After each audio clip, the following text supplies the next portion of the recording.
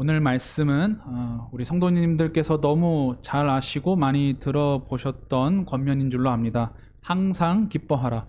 쉬지 말고 기도하라. 범사에 감사하라.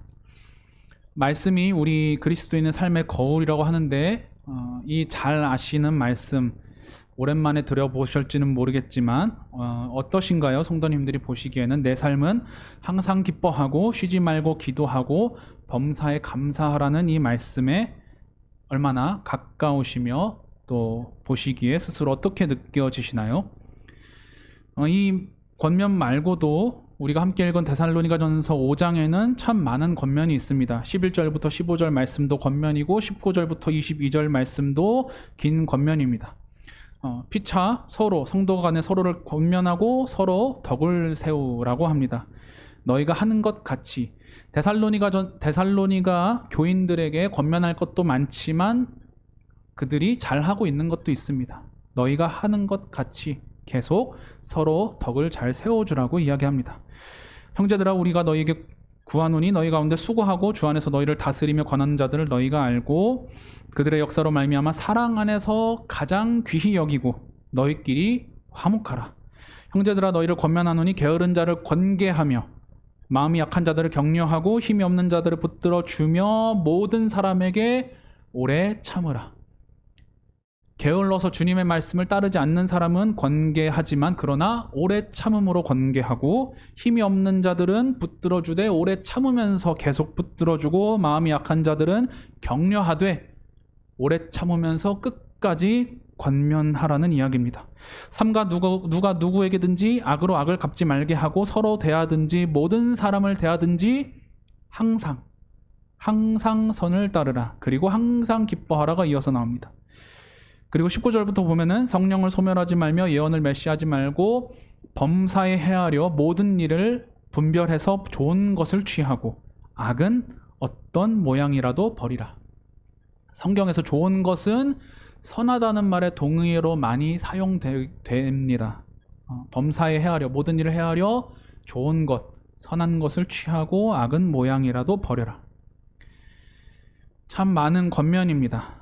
개인의 삶 그리고 공동체 안에서 성도 간에 해야 할 일들을 바울이 데살로니가 교인들에게 보내는 첫 번째 편지를 마무리하면서 잔뜩 권면하며 기록해 놓았습니다.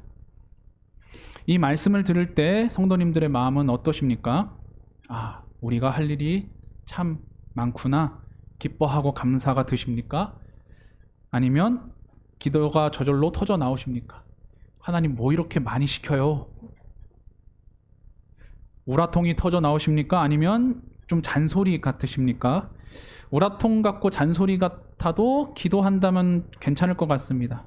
근데 그렇게 기도하지만 당장 이 말이 우리에게 기쁨으로 와닿지 않는다면은 지금 당장 우리에게는 어렵고 힘든 것이란 뜻이겠죠. 항상 기뻐하고 감사하라고 하지만 감사할 수 없는 상태라고 볼 수도 있겠습니다.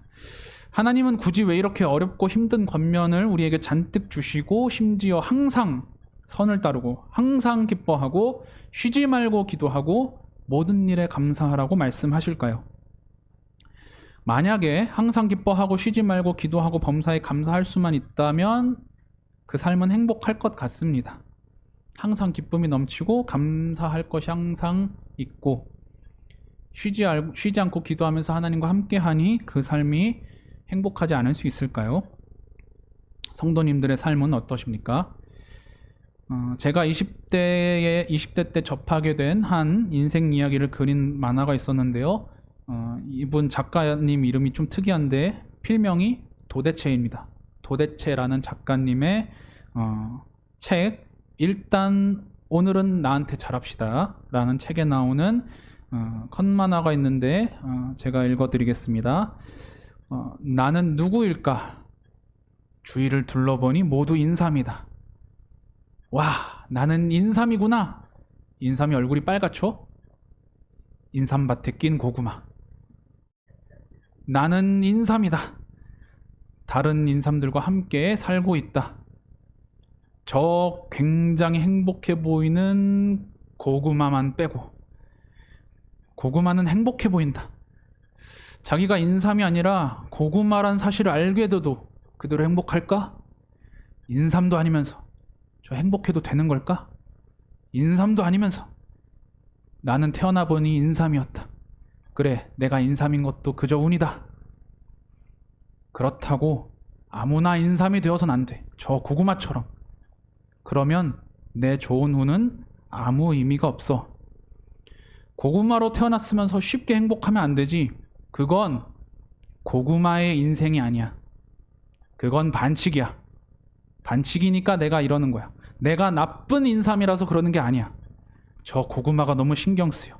인삼도 아니면서 행복한 저 고구마 때문에 내가 불행해졌어. 저 고구마 때문에 인삼인 내가 불행해. 이제 진실을 알려주겠어. 너 고구마야. 내가 고구마라고? 으아! 어떻게 됐을까요? 여러분 보셨듯이 인삼밭에 있는 인삼은 불행합니다. 저 고구마 때문에 인삼은 불행합니다. 인삼도 아닌 것이 인삼으로 착각해서 너무 행복해합니다. 나는 인삼이다. 행복해하니까 배가 아프고 내가 불행해 보입니다. 그래서 진실을 나쁜 의도로, 고구마가 불행해졌으면 하는 의도로 인삼이 이야기했습니다. 이 고구마는 어땠을까요? 저 인삼 X기 때문에 내가 불행해졌어. 내 놈도 똑같은 놈이야. 너도 불행해져야 돼 하면서 밭이 엎어질 때까지 싸웠을까요? 근데 밖에 나가보면 그런 일들을 많이 보는 것 같습니다. 나는 아무 잘못도 안 했는데, 내가 무슨 말을 한 것도 아닌데 갑자기 나 때문에 기분 나쁘다고. 내가 뭘 잘못했지? 그래서 시비 걸고, 내가 행복하는 것 때문에 배가 아프다고 갑자기 꼴보기 싫어서 괴롭히고, 내가 무슨 일이 잘 돼서 그게 보기 싫다고 괴롭히고. 어른들 말씀에 제가 듣기로는 슬픈 일에 슬퍼하는 것보다 기쁜 일에 기뻐하는 게 더 어렵다고 하시는 말씀을 들은 적이 있습니다. 어떻게 생각되십니까? 서로 피차 사람이니 만약에 자랑을 하더라도 적당히 해야 지혜로운 사람이겠죠. 아무리 좋은 말도 많이 들으면 지겹고 지칩니다. 하지만 남의 자랑 계속 듣고 있을 때 내 마음은 어떠십니까? 좀 듣기는 힘들어도 동의되고 축하해주고 싶으십니까? 아니면 저 자랑이라고 그만 좀 했으면 좋겠다 라고 혹시 화가 나십니까? 아니면 질투가 나시고 배가 아프십니까? 어떤 때는 내가 착하게 살아도 인삼처럼 공격하는 사람들이 있습니다. 때론 사람들은 기분 나쁠 이유가 없는데 그렇게 남을 헐뜯고 공격하기도 합니다. 또 고구마에게 인삼이 사실을 말해준 것처럼 사실을 말해주는데 그저 사실을 말했을 뿐인데 화를 내는 사람들도 있습니다. 심지어 그 사실을 받아들이지도 않습니다. 나는 이성적이야. 난 T야. 냉철해. 나는 판단을 잘해라고 하면서 판단이 하나도 좋지가 않습니다. 기분만 팍상하고 착하게 살아도 뭐라고 소리 듣고, 그런 게 바로 세상살이에 좀 많은 것 같습니다. 교회에도 그런 일이 없었으면 좋겠지만 저보다 인생의 경험이 많으신 성도님들은 말씀드리지 않아도 아실 겁니다. 이런 세상에서 항상 기뻐하고 쉬지 말고 기도하고 범사에 감사할 수 있을까요? 바울이 권면한 이 수많은 선한 일들, 교회 안에도 너무 할 게 많지 않습니까? 선으로 권고하고 오래 참아주고, 어떻게 욕을 먹는데 오래 참을까요? 나만 할 힘이 있을까요? 고구마의 이야기는 이렇게 끝납니다. 나는 고구마다. 나는 고구마다. 나는 고구마다. 여러분, 고구마가 인삼인 줄 알았을 때 어땠죠? 모습이 똑같지 않습니까? 나는 인삼이다. 착각할 때도 행복하고, 나는 고구마다. 고구마로 살아도 행복한데 딱 한 명, 인삼만 계속 불행할 것 같습니다. 도대체라는 작가분의 책, 일단 오늘은 나한테 잘합시다에 있는 행복한 고구마라는 이야기입니다.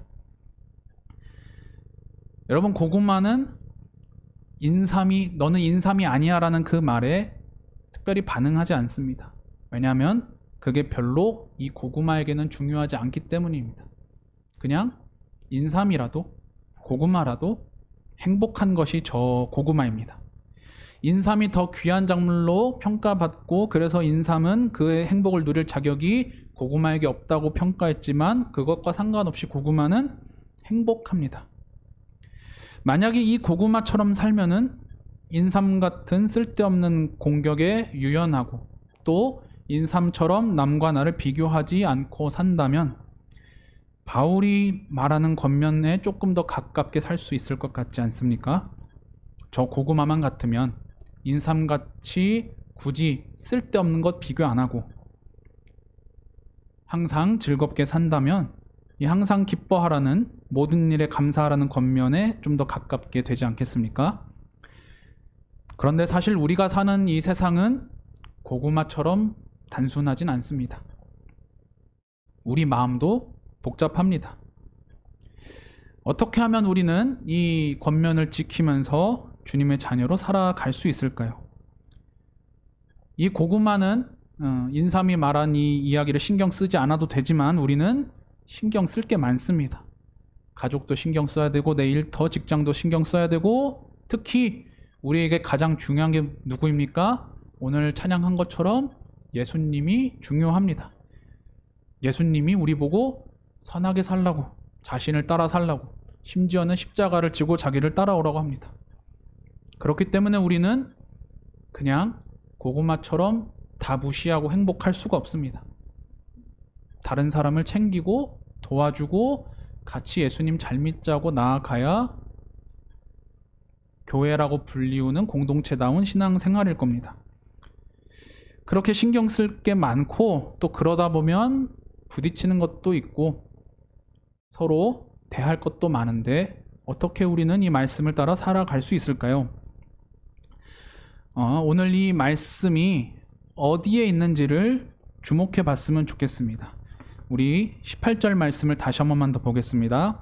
범사에 감사하라. 이것이 그리스도 예수 안에서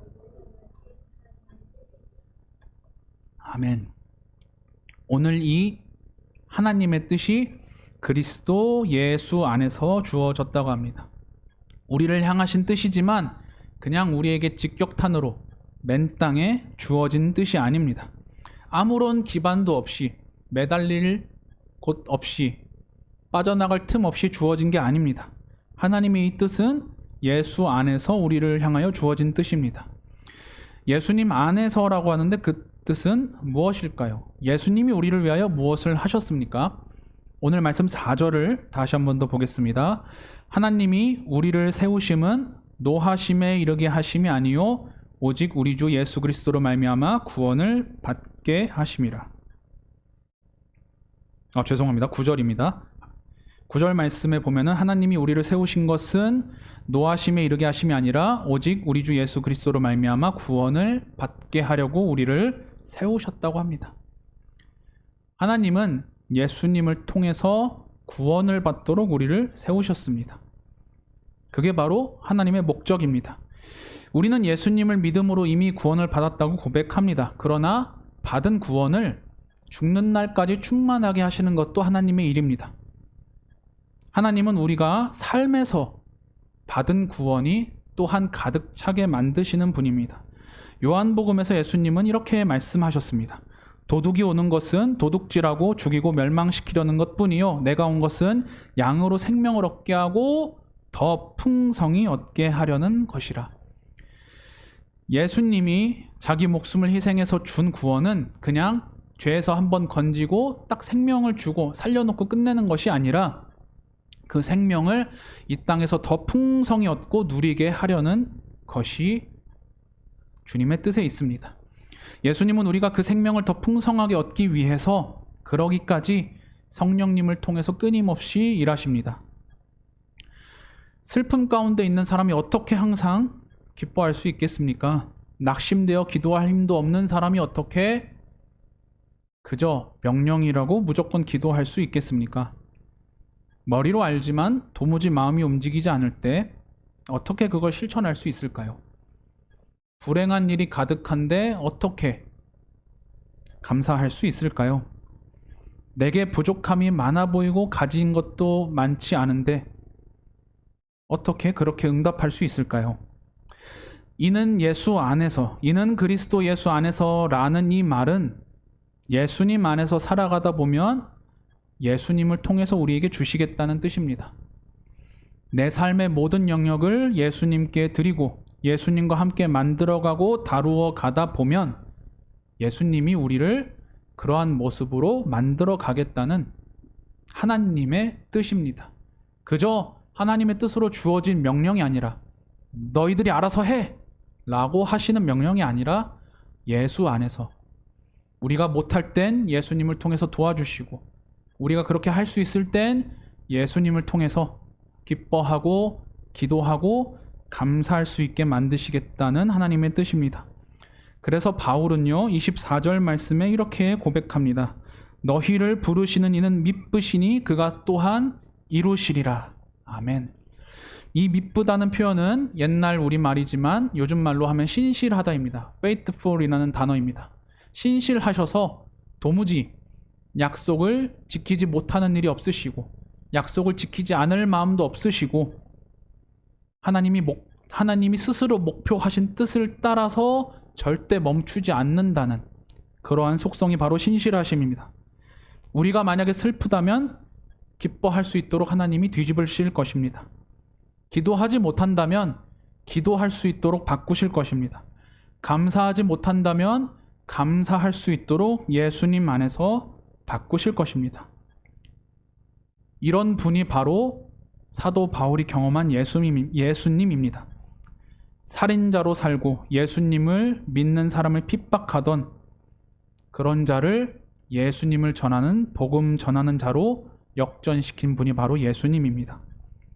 예수님은 그렇게 쉬지 않고 멈추지 않고 있습니다. 우리가 지쳐서 기뻐하지 못할 때, 기도하지 못하고 감사하지 못할 때 예수님은 멈추지 않습니다. 우리가 그런 모습으로 살아갈 수 있도록 계속해서 우리가 보지 못하는 계획으로 일하시고 만들어 가시는 분이 바로 우리 주 예수님입니다. 예수님이 그런 분이기 때문에 바울은 데살로니가 전서를 마무리하면서 23절에 또한 이렇게 이야기합니다. 평강의 하나님이 친히 너희를 온전히 거룩하게 하시고 또 너희의 온 영과 혼과 몸이 우리 주 예수 그리스도께서 강림하실 때에 흠없게 보존되기를 원하노라. 아멘. 예수님께서 언제 다시 오실지 모르겠지만 그러나 다시 오시는 그날까지 우리 주 예수 그리스도 안에서 평강의 하나님이 친히 성도들을 온전히 거룩하게 만드시고 그 온 영과 혼과 몸이 흠없게 보존되기를 바라고 원하고 기도할 수 있습니다. 예수님이 그런 분이시기 때문입니다. 바울이 고백하는 하나님이 그런 분이기 때문에 예수님 안에서 바울은 그렇게 권면합니다. 항상 기뻐하고 쉬지 말고 기도하고 범사에 감사하라고 말입니다. 그것이 바로 우리의 목표점입니다. 그렇게 예수님 안에서 살아간다는 것은 다른 말로 표현하면은 깨어있는 삶입니다. 항상 기뻐하고 쉬지 말고 기도하고 범사에 감사하고 모든 일에 선하라는 이 권면은 깨어있도록 노력하라는 뜻이고 또한 깨어있을 때 받을 수 있는 은혜입니다. 오늘 말씀 6절에 이렇게 이야기합니다. 그러므로 우리는 다른 이들과 같이 자지 말고 오직 깨어 정신을 차릴지라. 오늘 함께 읽은 이 데살로니가 전서 5장 1절부터 보면요, 바울이 종말의 때에 권면하는 말씀이라는 것을 우리가 알 수 있습니다. 바울은 종말의 때에 그 날짜를 절대로 우리가 알 수 없다고 합니다. 그것은 하나님의 권한입니다. 도적같이 온다고 이야기합니다. 그렇기 때문에 늘 깨어 있어야 합니다. 언제 오실지 모르는 그 상태에서 깨어서 실천해야 되는, 방향을 잡고 나아가야 되는 권면들이 바로 오늘 함께 읽은 이 5장의 말씀입니다. 우리는 깨어서 예수님을 붙잡아야만 합니다.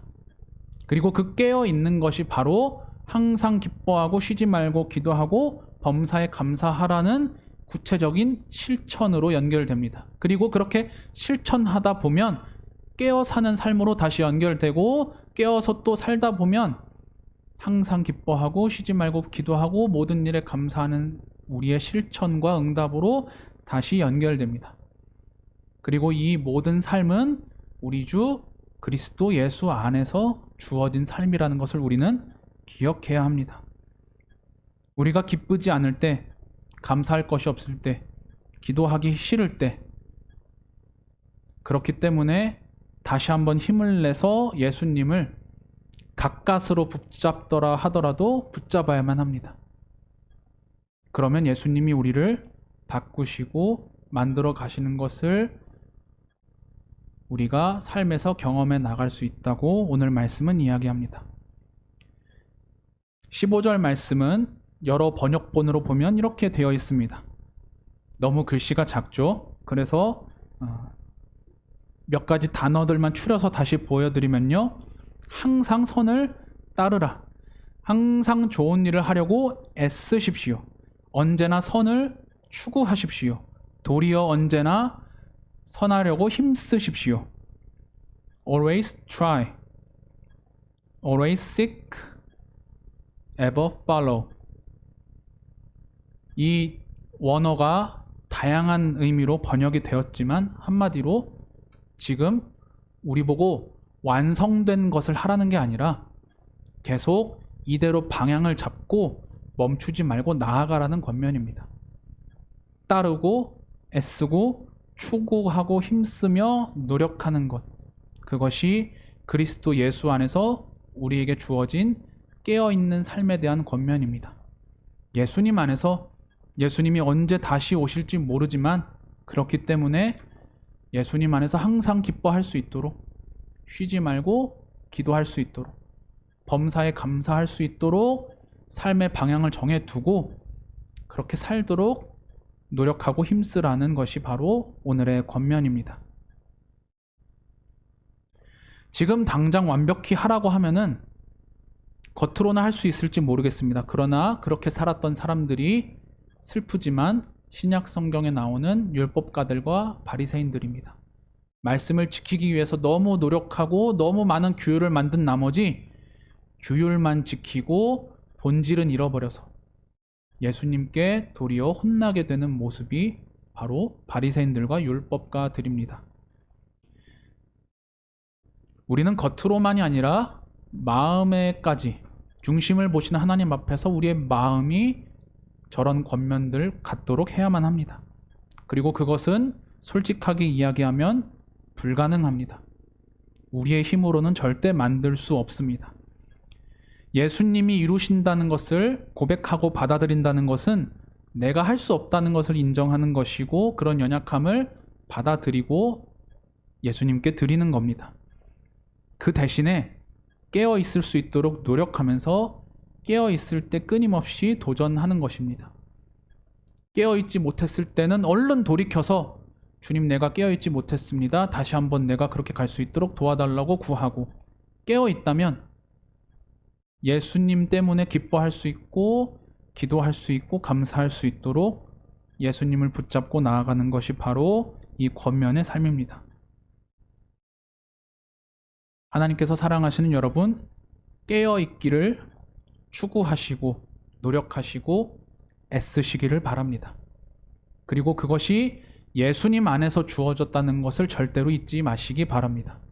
그냥 우리에게 너 이거 무조건 해야 되라고 하시는 말씀이 아니라 우리가 못하는 걸 알기 때문에 우리를 구원하신 예수님의 은혜 안에서 하나님은 우리에게 이러한 권면과 방향을 주셨습니다. 또한 이렇게 깨어 있어야 공동체도 건강해집니다. 아까 함께 읽었듯이 바울이 준 권면은 그저 개인 삶에서 그렇게 하라는 게 아니라 그렇게 함으로 말미암아 또한 공동체에도 그렇게 영향을 끼치라는 권면들이 있었습니다. 약한 사람, 답답해 죽겠는데 어떻게 우리가 오래 참습니까? 힘이 없는 사람을 언제까지 우리가 도와줘야 되겠습니까? 말씀을 지키는데 더딘 사람, 답답해 죽겠는데 언제까지 오래 참으면서 권면해야 되겠습니까? 그것도 악하지 않게 선으로 권면하고 도와주고 어떻게 예수님 같이 믿자고 세워주겠습니까? 그걸 우리의 힘으로 하려면은 답답해서 우리가 먼저 화병이 날 겁니다. 그렇기 때문에 신실하신 하나님을 붙잡고 믿으신 분, 이루실 분을 붙잡고 나아가라는 것이 바로 주님의 말씀입니다. 우리가 미숙한 만큼 교회 안에도 미숙함이 있습니다. 교회 안에도 듣기 불편한 말이 당연히 있습니다. 저는 20살 때부터 교회 봉사를 했었는데요. 제가 그때 교회 봉사를 할 때도 듣기 힘든 말이 참 많았습니다. 아니 왜 젊은 청년이 열심히 봉사하겠다는데 왜 그렇게 말씀들이 많으신지 모르겠습니다.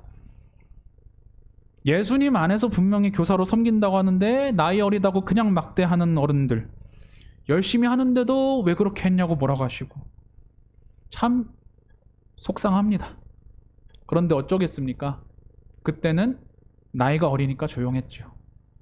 근데 제 나이가 찬다고 제가 거기다 대고 뭐라고 해야 되는 게 말씀의 가르치기이겠습니까?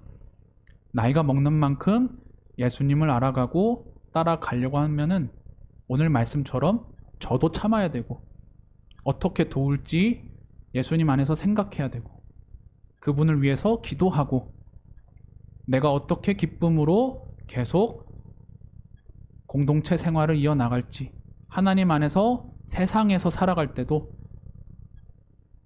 예수님을 믿지 않는 자기 자신을 위해서 악을 행하는 사람들을, 그래서 인삼처럼 나를 때론 괴롭히는 사람들을 내가 어떻게 대할지 연습하면서 나아가는 것이 바로 우리의 삶이라고 생각이 됩니다. 하나님께서 사랑하신 여러분, 이것이 바로 우리 개인의 희망이자 교회의 희망입니다.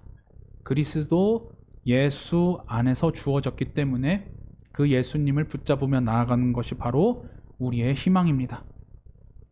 예수님을 온전히 바라보고 깨어서 나아가는 우리 교회 되기를 간절히 바랍니다. 그렇게 깨어서 예수님을 바라볼 수 있다면 우리가 맨날 그런 경험을 하는 건 아니지만 반드시 신실하신 하나님을 발견하게 되는 때가 있을 것입니다. 꼭 앞으로가 아니더라 할지라도 이미 성도님들께서 이전에 경험했던 그 신실하신 예수님이 있으시지 않습니까? 그 예수님은 절대로 다시 오시는 날까지 멈추지 않으실 겁니다. 24절 말씀을 마지막으로 23절과 24절 말씀을 마지막으로 다시 한 번 더 읽으며 말씀을 마치겠습니다. 평강의 하나님이 친히 너희를 온전히 거룩하게 하시고 또 너희의 온 영과 혼과 몸이 우리 주 예수 그리스도께서 강림하실 때에 흠없게 보존되기를 원하노라. 너희를 부르시는 이는 믿으시니 그가 또한 이루시리라. 아멘. 기쁘지 않을 때 우리를 보존하시고 인도하시는 예수님을 부디 붙잡을 수 있으시기를 바랍니다. 그곳에 세상 사람이 줄 수 없고 뺏을 수 없는 기쁨이 있습니다. 세상 사람들이 침범할 수 없는 감사가 있고 기도의 위로가 있습니다. 그 예수님 안에서 하나님과 함께 깨어있는, 그리고 선을 추구하고 기쁨을 누리고 기도하며 감사하는 삶이 우리 성도님들의 삶 가운데 넘치시기를 우리 주 예수 그리스도의 이름으로 축원합니다.